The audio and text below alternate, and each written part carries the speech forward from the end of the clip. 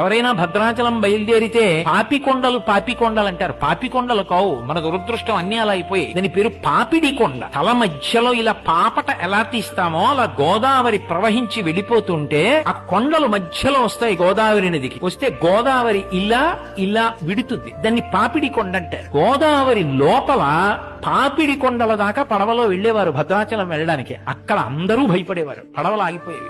లోపల నుంచి సింహగర్జన వినపడేది. సింహగర్జన వినపడితే ఎవ్వరూ ఏమీ మాట్లాడకుండా పళ్ళెంలో ఎక్కువ కర్పూరం పెట్టి గోదావరికి హారతిచ్చేవారు. హారతిస్తే బుడబుడ చప్పుళ్ళు, పెద్ద పెద్ద బొబ్బలు, సింహగర్జనలు ఆగిపోయేవి. ఆగిపోతే ఆ పక్క నుంచి పడవ భద్రాచలం వెళ్ళేది.